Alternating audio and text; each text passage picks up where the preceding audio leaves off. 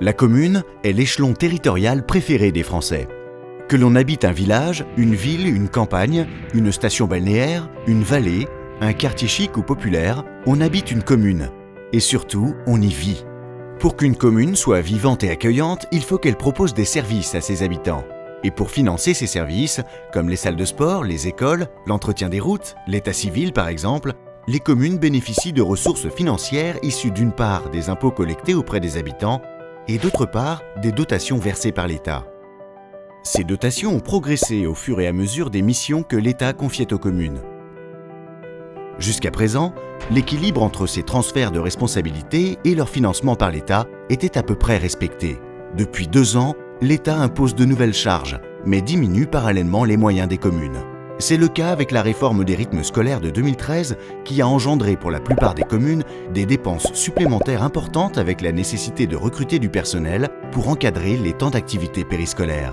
Malheureusement, le subventionnement associé n'est pas à la hauteur des charges créées. C'est également le cas avec le transfert vers les communes de l'instruction des permis de construire, qui auparavant était réalisée gratuitement par les services de l'État.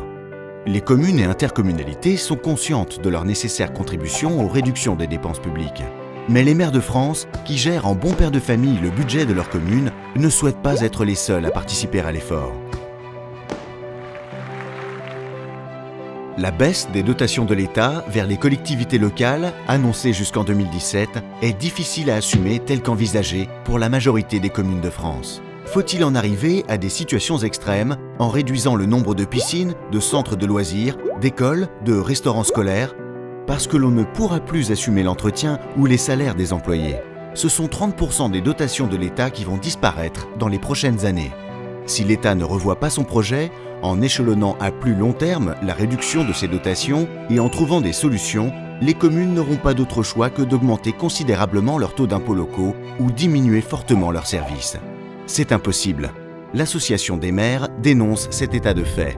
Elle est d'accord pour inviter les communes et les intercommunalités à poursuivre les efforts, mais souhaite une collaboration réaliste avec l'État, afin d'éviter aux communes, aux intercommunalités de France et aux habitants d'être les victimes d'un changement radical qui s'annonce dès maintenant.